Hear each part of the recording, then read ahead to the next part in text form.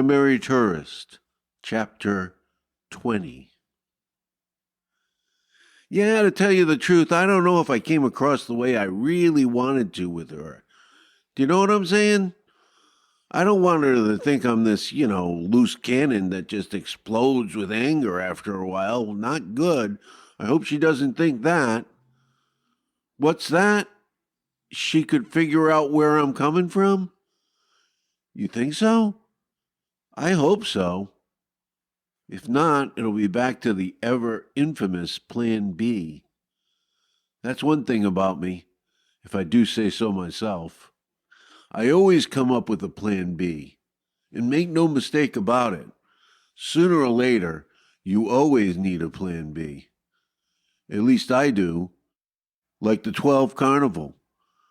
Our plans took many unintended twists, but we always moved forward. Like after the Ron Paul fiasco that Vermin turned into an adventure. From there, we were going to see Newt Gingrich, except that Newt didn't want to be seen. He had an event at 11 o'clock at one of the factories in Manchester, but it was only for employees of the factory. What the fuck? The day before the New Hampshire primary, you're going to have a closed event right in downtown Manchester, mind you. They just didn't want you there and don't mind telling you now. Now I ask you, sir, does that seem like somebody that wants to win the New Hampshire primary?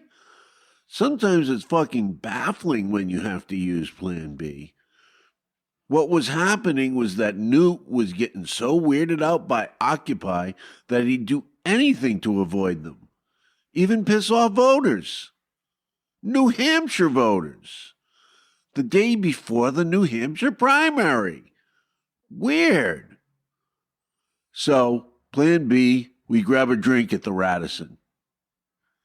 Hey, what's Ernest's last name? Nate asked me as we were nearing the bar. Ernest who? The playwright. Since I was wearing my political suicide t-shirt, the answer was right on my chest. Thompson. There's Ernest Thompson. And there he was, heading into the bar. We both instinctively ran toward him. Nice shirt, I said, smiling and pointing to his political suicide shirt. You guys again. What are you doing here? We're primary tourists today. When did you guys come down from Vermont? Actually, he came down from Vermont. I came up from Rhode Island. And you write plays? Here's another moment, sir, that was pure gold, but I didn't know it at the time. Here was a Pulitzer Prize playwright asking me if I belonged to this exclusive club of playwrights. Things like that happen in New Hampshire at primary time. Not too likely to occur here. Hell, here it's a long shot. I'm even seen as a member of the far less exclusive club of people that would appreciate a shower. I've been doing political poetry lately, I said to Ernest Thompson. I could have told him that that was the plan, but the Great White showed up missing at the worst possible time, and he probably would have understood, don't you think? Anybody that writes knows the horror of the empty page. Don't let them fool you. I don't care how many accolades are in their past, because the key word there is past. The Great White wastes no time reading resumes. Seems the best way for me to write about the circus. Hopefully my poems are also funnier than the debates, I said, quoting the back of both our shirts. After the primary, I'll probably be back to writing plays. Then, Ernest Thompson, Pulitzer Prize winner, said these 4 words that now I see as networking heaven, but I didn't appreciate it fully at the time. Ain't that always the truth? We should be friends. But, in my defense, I didn't know if he meant real friends or Facebook friends, which is nowhere near the same thing. Not as good either. Either way, I dropped the ball, not because of the networking thing, but because I liked the guy. Why didn't I run with that ball? There might have been a million reasons, But I wonder, sir, do you think fear of success might be one of them? Was I too good at pursuing the loser model just because I was used to it? Because that could have been the start of something, maybe, but in actuality, that was all she wrote. The beginning was the ending. I kind of would like to blip through the next hour or so because things kind of went from bad to worst. First, we went to a brewery, which was Nate's thing. For him, it was networking and beer. My networking days are gone, and beer is like the worst thing ever for gout. So me and my gout were not interested. I could use the time to ponder Dixville Notch. The first in the nation's first in the nation. Awesome. To think we'll be there, supposedly. Funny thing is that Dixville Notch is iconic, yeah, but what we did instead was closer to the essence of what the election was about, or maybe should be about, than anybody at the Notch was. But I'm jumping ahead here. I haven't even had the conversation yet, so I could still dream. The dream started to fade with Nate's first question. If we're up at the Notch and you're coming up to Vermont anyway, can we just go from there to Vermont instead of coming all the way down to Manchester? Denial is always the first step, isn't it, sir? You mean go straight up to Vermont on primary day? You see what I mean by denial, sir? I figured by asking the question he'd see. It was I who didn't want to see the truth. Not yet, anyway. I mean, primary day, Manchester is the place to be. Again, wanting to think that Nate didn't know this already, he had forgotten where Mecca was. Magical thinking. Well, to go all the way the hell up there, then back here, and we might get shut out. Couldn't argue with that one either. There was a list of residents, and we obviously weren't on it. And the resort itself was closed for renovations, except for the one room where residents will be voting. So we had no certainty that we weren't continuing our pattern of chasing the wild goose that lays eggs but not golden ones. And I knew that Dixville Notch was both of our dreams, his almost as much as mine. Something about the trip gave him pause. And pause wasn't a much used word in Nate's vocabulary. If you don't want to make the trip, not to get shut out, then we head back to Manchester, and the next day I got another kick-ass day getting back to Burlington.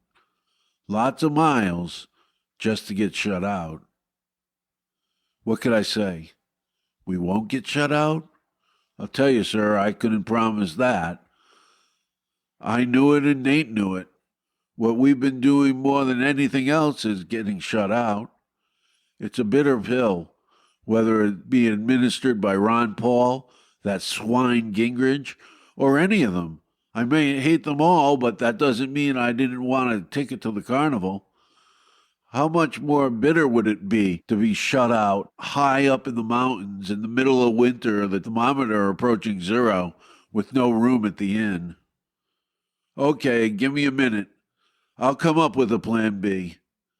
But this time I was fiddling with my computer, looking to see what was going on south of Dixville Notch. Well, if we're going to Dixville Notch, we got Gingrich at the draft in downtown Concord tonight. The bastard will have to see us yet. I hate to miss Dixville, though. I was looking forward to it. That was hands down true. Was looking forward to a vision that reality would have a hell of a time trying to live up to. But I wanted to see it try. I wanted to see this Norman Rockwell painting in my head, Democracy in Action, complete with iconic figures of real Americans performing the most holy of acts, voting. Pure and simple. Before the bean counters, the pollsters and analysts explain it all away, put it in the real world, rob it of its magic. Me too, man, but it doesn't really make sense, to get shut out. Include me out indeed. Well, Rick Santorum's at Mary Ann's Diner at 3. Maybe you'll get lucky and there'll be trouble. We can only hope. I was skeptical, but the carnival was going on and we had to be somewhere. So where's Mary Lou's? That's Mary Ann's in Derry. And that's where we went. Mary Ann's looked familiar to me, but I don't think I was ever actually there before. It reminded me of the place where I first saw John Edwards. It was the first time I had ever seen one of them super mega campaign buses. I remember Edwards, his event over, stopping, waving, then waving from the window when he got on the bus, at all times looking as Kennedy as possible. And he did look pretty Kennedy, but he never sounded pretty Kennedy. He sounded like a pitchman. For some good things, but a pitchman still. As opposed to the man we were waiting to shake hands with today, Rick Santorum. A true believer. For some dangerous things, but a true believer nonetheless. And he had some retail politics skills, too. As he shook my hand, I could tell he remembered me. And maybe, I don't know, paranoid or something, but around mid-handshake, he figured out I was, well, I don't want to call myself a fraud, but I kind of was. Maybe not technically. I never said I was a New Hampshire voter, but I was impersonating one, kind of. Maybe it's because I felt like an imposter shaking his hand. Maybe it's because I was one. The amazing thing about New Hampshire is how rapidly a quaint New Hampshire diner turns into media center, then back again.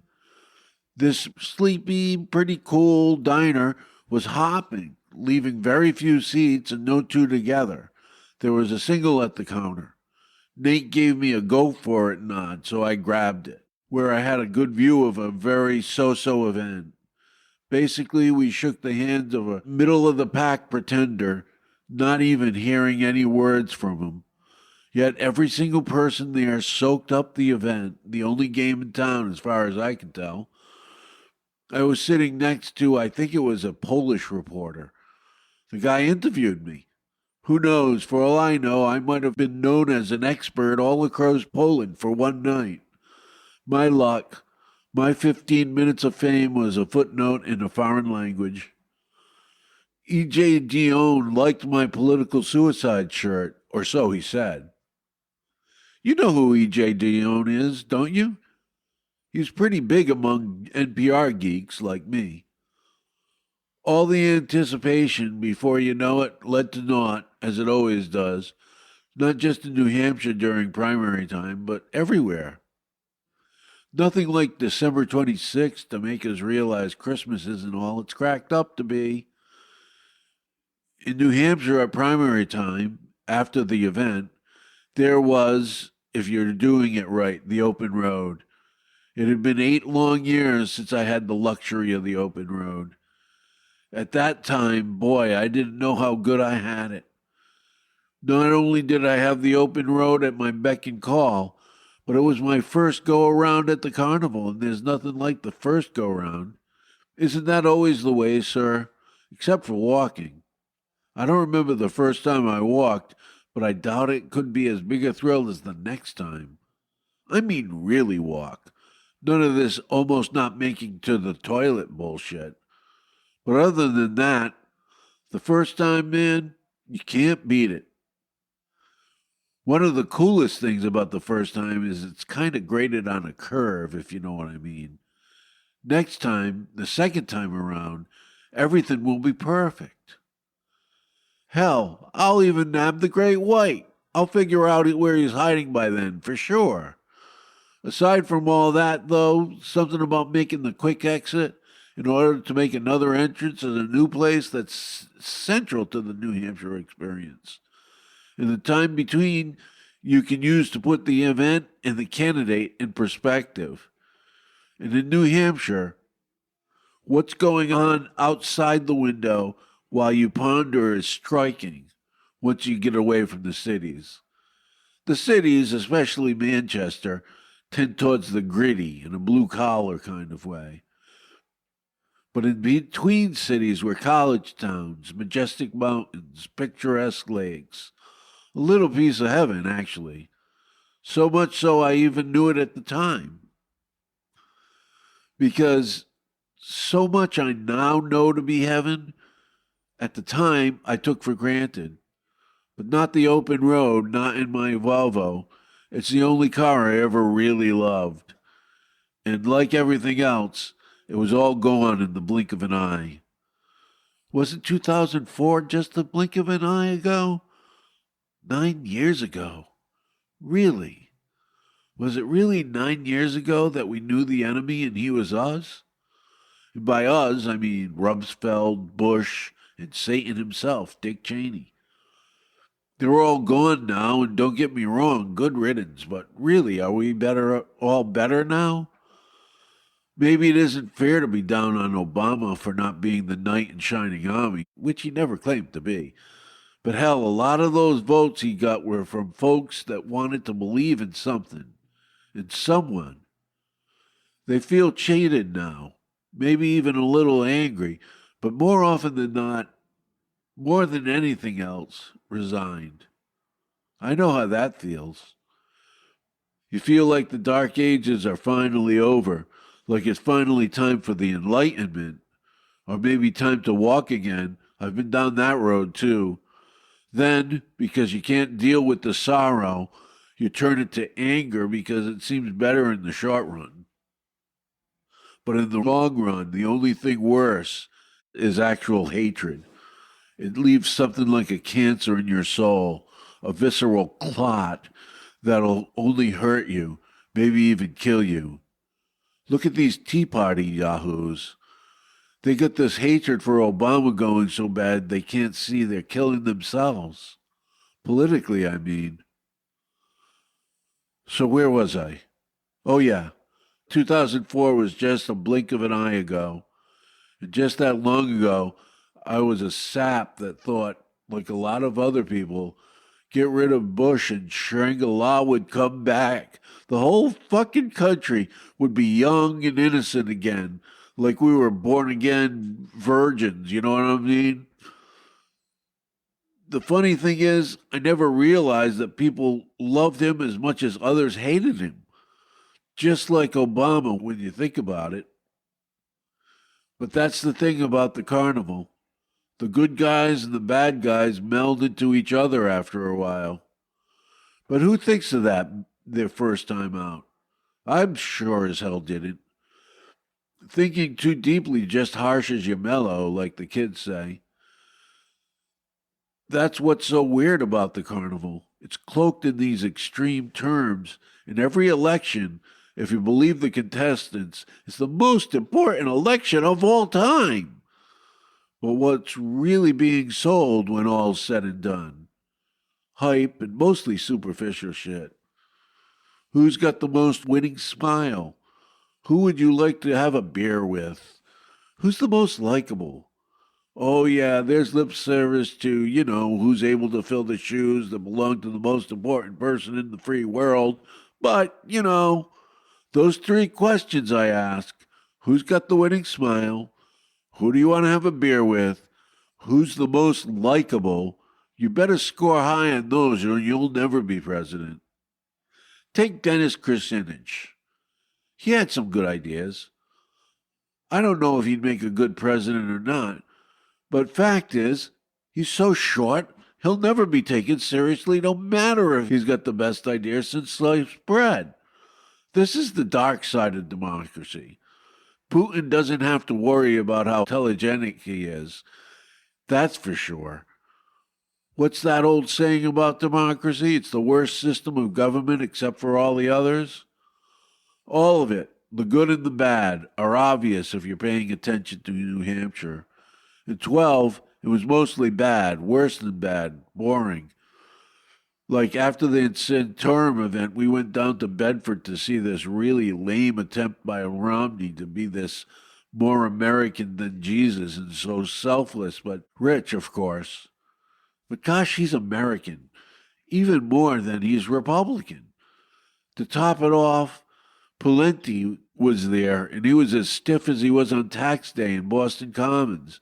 Boy, the Republicans were in trouble. This stuff will never fly. But there was still Newt at the draft watching the college championship tonight. The bastard has to face me yet. Except that he wouldn't be facing me after all. I gotta give him credit. He worked hard to avoid me, but he did. The question was, why was he working so hard to avoid me? And by me, I mean us, the 99%. I mean, here it was the night before the primary, and he rents out the room with the big screen so a handful of his cronies cannot watch the game with a mid-tier not Romney. It was weird. The night before the primary, and the candidate was avoiding people to the point where he went out a back door just to avoid the 99%, to avoid Occupy. But you know what? They staged their thing anyway and made a big show of being snubbed as this pompous ass got in his vehicle. So who did he hurt? Only himself. And me. And by me, I mean the 99%. You think about it, I worked hard to be at the middle of the carnival, but the carnival had been changed to invite only. Only the 1% need apply. But you know what? I really, really miss it. Maybe, sir, I miss it because, let's face it, things really suck now, here. Then, I might have only been a spectator, but I was in the middle of things. I had a great seat at the biggest game around. Here, I listened to poor Debbie yelling nurse to invisible ear, and I wish I could have her optimism, instead of knowing my cries will fall on deaf ears. If only I had just a touch of insanity, just enough to think that someone was listening to my cries. So, isn't it natural to think of that day when everything will be possible? Tomorrow. The carnival's only in town until tomorrow. The pumpkin awaits at midnight, but I get the carriage until then. Primary Tourist, Chapter 21. You know, though, sometimes you look at tomorrow different, because the everything that's possible is the end, and I mean the end, as in your end, or someone you love. And you know it's coming, but you don't believe it. You try hard not to. Then one day you hear, it won't be long now, and you know it's true. Days, hours. I saw Nick on the day he died, although I didn't know it at the time. But I saw that things have changed in the few days I hadn't seen him. Things were crazy at work. Remember I was talking about renewals, sir? How crazy busy and crazy profitable they were? Well, it was getting to be the craziest of the crazy time at work. Each call more urgent as deadline approached. They had to hurry now so they don't delay. And then the price goes up, and more than that, the seats get released, and who knows where your seats will be then. And where you sit is central to a lot of people's theater experience. And I gotta say, as a theater fan, I definitely see their point. And there are, by definition, only so many good seats. And those, of course, are the seats everybody wants. I think it's a law of logic or something that everybody wants the same thing, and if you happen to be the guy lucky enough to have it, you get jittery at the thought of losing it. And stress ensures the closer you get to the deadline, if it's not a law, it's at least a theory, or should be. Boy, I hate renewals. Until I think how good those fat paychecks feel in my wallet. I love you, renewals. What will I do without you? You know what I mean? By the time Thursday came, I was ready to walk away from the phone. Because that year I was in no mood to pretend that where their fucking theater seats were going to be was important in the grand scheme of things. Such minutia we consume our days with. Because I'm no better than anybody else. When the tragedy moves on, we think the stupidest things are so fucking important. You ever see Thornton Wilder's Our Town? It's like that.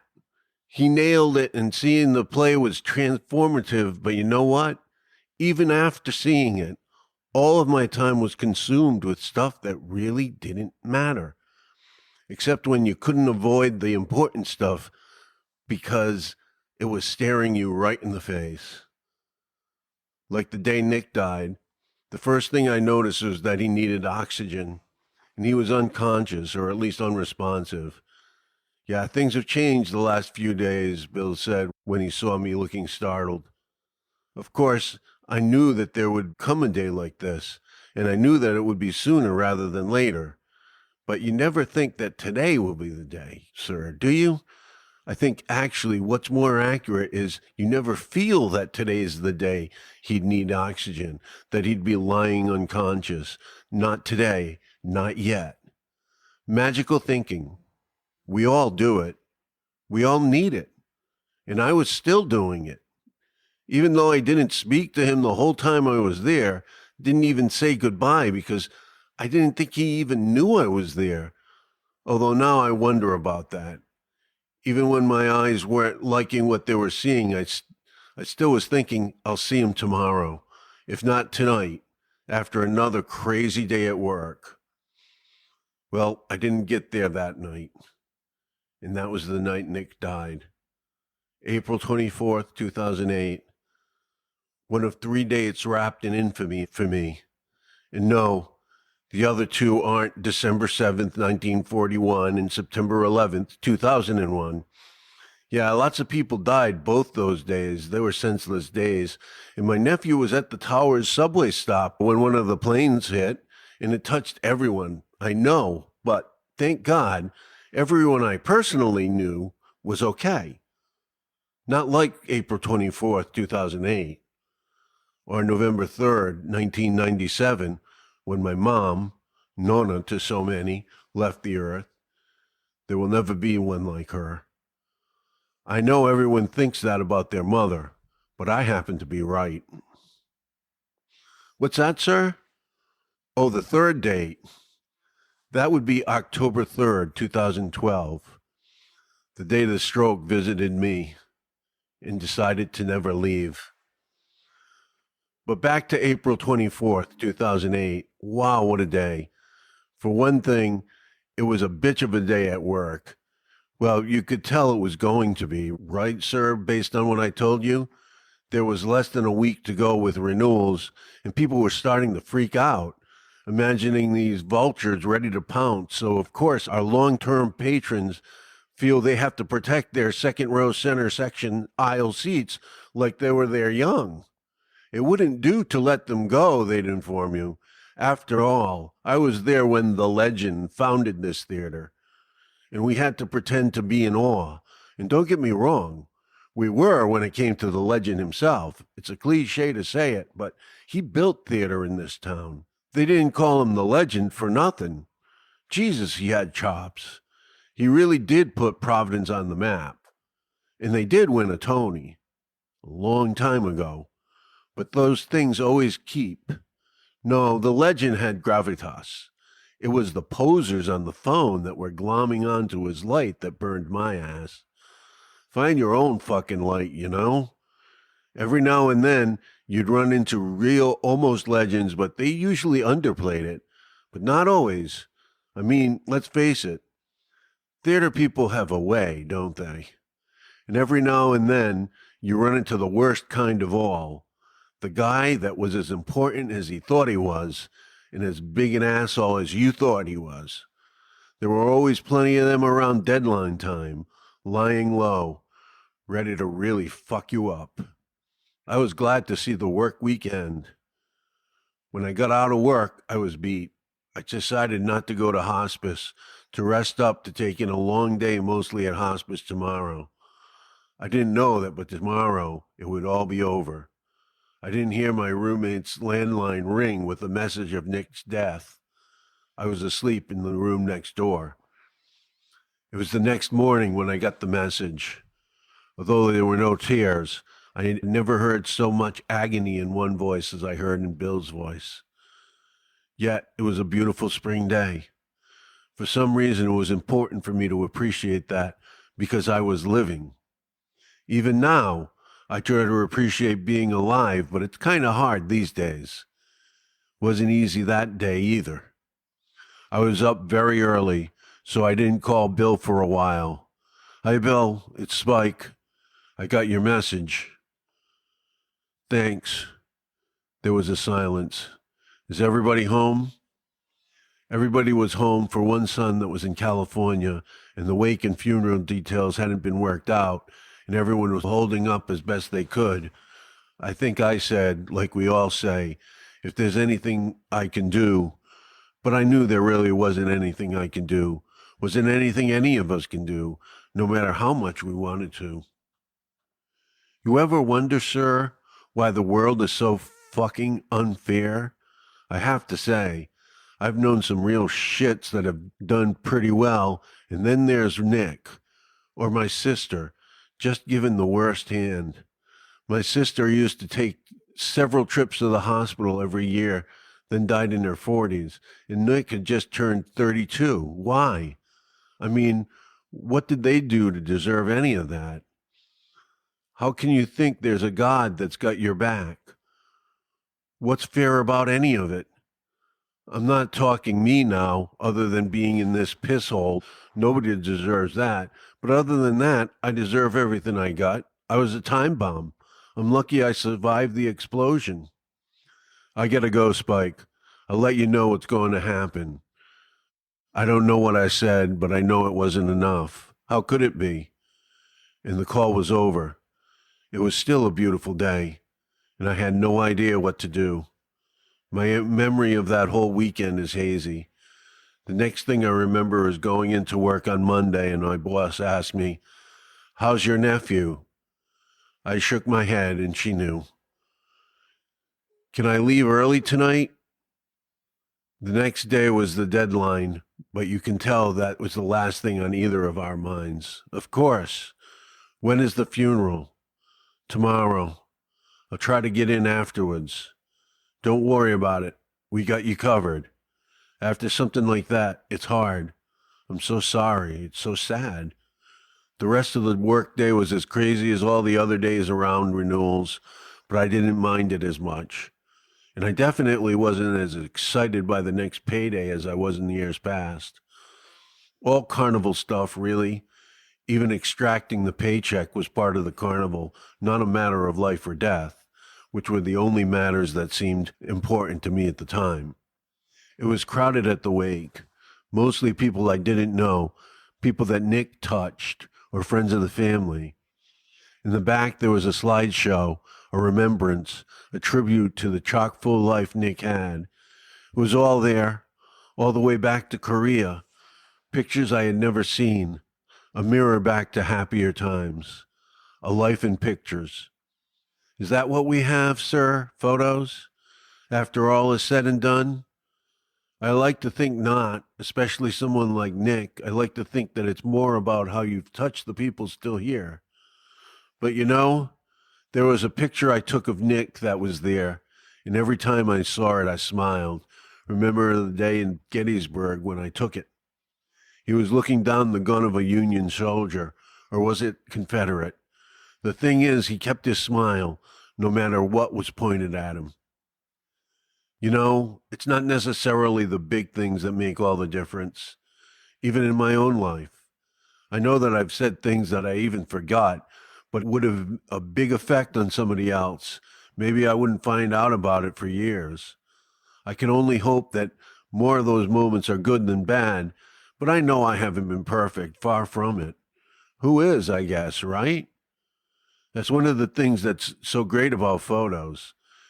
Maybe nobody's perfect, but moments are, and a picture can capture those moments. And Nick was one of the most photogenic people I've ever seen, and it was all there, decades apart, and there he was, as simpatico as a dying adult as he was as a toddler and everywhere in between. I guess it was some comfort. It's hard for me to say because I've never had children. So it's hard for me to imagine how numbing it is to lose one. Who am I to say what's a comfort?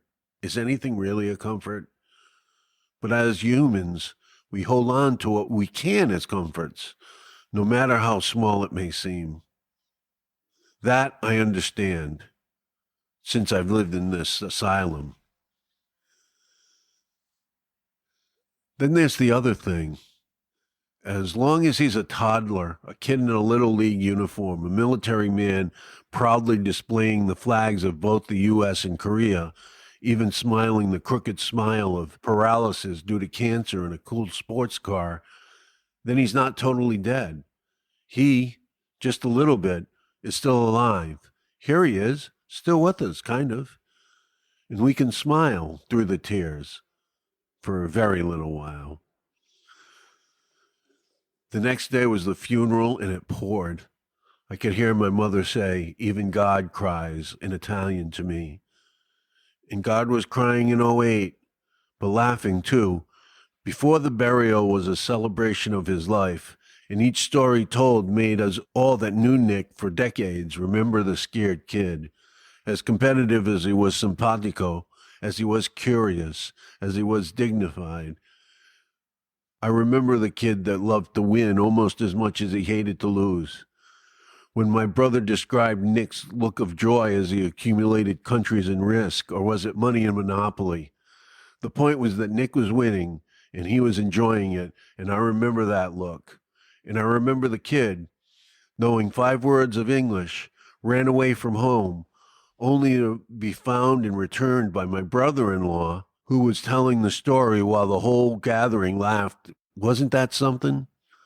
A happy ending after all that? I remember that happening so long ago. Where'd the time go? And how about the second family he searched for and found? His birth family, Lauren's sister, his mother, and his 2 nephews, a family in the Pacific and one here in Rhode Island. Not so long ago, he had none, and no home either, not really. I'll tell you something, though. Once you're homeless, you don't forget it. I kind of figure I'm homeless now, in a way. I mean, my last place was the 3rd floor walk up, and that ain't going to work. So yeah, and it's a lonely feeling, and I'm a grown man, and it never goes away. But to know your mother cared, your sister cared, even after all these years, it means something. And you could say he had 2 families, and there's some truth to that. But I think his real family was there that morning. Once it was established that no one else wanted to speak, Nick's brother Tony spoke. He talked about Nick's whole life, about everything that made Nick Nick, and everything that made him special. He remembered kimchi, which Nick loved, so he wanted to share with his new family, but they weren't all what you'd call appreciative. They say kimchi was an acquired taste, but I never made that acquisition. You remember the choo-choo bars? I told you about them, right, sir? When my brother couldn't translate English into English? He remembered the trip to Korea and Nick's 2 families. Mostly he just remembered Nick. I'll tell you, sir, when I remember Nick, from when he was a kid to the very end, what I remember most was his smile. Gorgeous is what Tony called it. I always thought simpatico described it. You ever hear that term? Either way, what a smile. Even when it was half a smile. And I don't think I'll ever see a more dignified person right at the very end. Tony mentioned that. Even when he was dying, he always remembered how hot it was for the people that came to visit him. I have to say, Tony did a great job. I mean, it's a hard thing to do, sum up somebody's life, especially when it's your brother, and he left about 4 decades too soon. I don't know why I didn't speak that day. I might have been self-conscious or a little emotional. We all were that day, but I did have my own memories of Nick. 3 in particular that I could have shared. One was way back when he was still a kid, and him and Tony were real competitive, except that, to be honest, well, let's just say I felt bad for Tony, because it's one thing to be competitive in spirit. If your opponent has more talent, is stronger, faster, well, Nick usually won, let's just say that. But this one time, Tony was winning with 2 outs in the bottom of the ninth. Then Nick quit. Tony. I didn't lose, I quit. He was just a kid then, but I'd like to think he said that to death itself. Death. I didn't lose, I quit. I'd like to think he had the last laugh. It's not fair death gets to win for eternity. Another memory I have of Nick was even earlier, when he was pretty new to the country, wasn't speaking English too much. I had taken the two boys, Nick and Tony, up to the Brown bookstore and got each of them a little keychain with a Rubik's Cube on it and explained that all the colors have to be lined up. Tony diligently went about his task, but Nick seemed to move just one and then stopped. I looked at his cube and all the colors lined up, and I didn't think, these were all lined up already, which thinking about it now is what probably happened. What I thought was, Jesus, what a smart kid. I'm not sure if he even knew what he supposedly did, but for the rest of the day, whenever I looked at him, he'd shake the keychain and just beam. I think that was the first time I ever really noticed that smile that Tony calls gorgeous and I call simpatico. Then there was the third story, a story I wasn't there for. I doubt I can do justice. I'm kind of surprised no one else said it. It really was a classic. I might be prejudiced because the two major characters are two of my favorite people, gone now. Nick gone way too soon, and my mother. Isn't that always too soon, even when the time has come? But anyway, Nonna, that's my mom, was babysitting all my brother's kids at their house. I'm not sure, but I think that was 4 kids at the time. Somehow Nick got on the roof, and he wasn't coming in. Nonna yelled at him to get in, but that wasn't working. If you don't come in here right now, I'm coming after you. He didn't come in. So, good to her word, she went out on the roof. As she came out, he snuck back into the house. Which is what she wanted, except for one thing. As he was sneaking in, and she was getting out on the roof, he closed and locked the door. Nonna was not pleased to be stuck on the roof, as you can imagine, I'm sure. That little stinker, she yelled, along with a few other choice words, mostly in Italian, I'm sure. Oh, by the way, the roof of my brother's house was pretty steep, so she was screaming and not looking down. I'm not sure how she got back in. I think I heard that my niece Pam, Nick's cousin, was there and let Nonna in. And she screamed some more. I wasn't there, but I could still hear her. I miss her, and I miss him. You know, when I think of either one of them, first I get a smile come to my face, and then I feel about as lonely as I figure is humanly possible, missing them and being here, all alone in my private hell. You can't imagine how alone you feel, sir, with no loved ones to comfort you. Christ did it pour that day. Even God cries, my mother would say. I don't remember the military ceremonies, but I'm pretty sure there was a 3-gun salute, and I know that my brother and sister-in-law were given an American flag. Someone from hospice spoke. I don't remember who else spoke. I just remember how sad everybody was. I think it was the saddest collection of people I've ever been a part of, even sadder than here. And this is a pretty sad place. But here, the sadness is mixed with anger.